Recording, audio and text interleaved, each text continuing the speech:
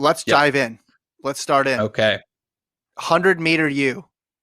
100-meter U. I feel pretty confident in giving the title of 100-meter U to the LSU Tigers. Let's look first at the women's side of things, Lincoln. They have 8 different women who have won the 100.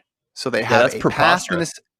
They have a past in this event, and they also have a present in this event. The last 3 women's 100-meter champions, LSU, LSU, LSU.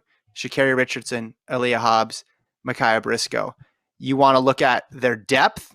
The 3 fastest 4x1s in history have been run by the LSU Tigers. They have names aplenty here. Then you go to the men's side of things, and it's not like the men haven't done it.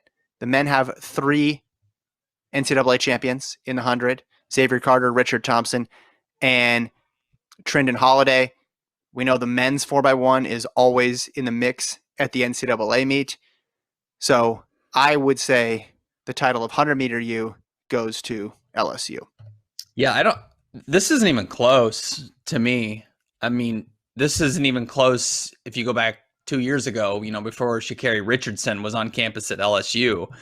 And then all of a sudden she comes in and surprises pretty much everyone, runs 10.75, wins the NCAA title as a freshman. But you look at, let's not forget what Aaliyah Hobbs did a couple years before, winning in 2018. Briscoe won the year before that. And then, of course, for nearly 30 years, or it was 30 years, Don Sewell had the NCAA record. Not as strong on the men's side, but that's only just for the fact that the women have just been so stinking dominant. So they've won how many titles in a row? Is it 3 in a row? 17, 18, and 19?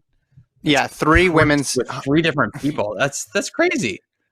Yeah, and then again, you go back to the early 80s with this meet, and as I said, more weight to the present era, but 8 different women have won it just since the 80s. And the 3 fastest marks of all time, you mentioned their names right there, in Richardson, Sewell, and Aaliyah Hobbs.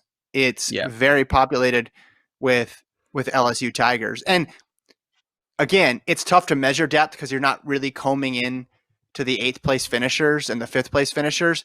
But in the 100, we have that luxury because we have a 4x1. So that does help measure depth in that event.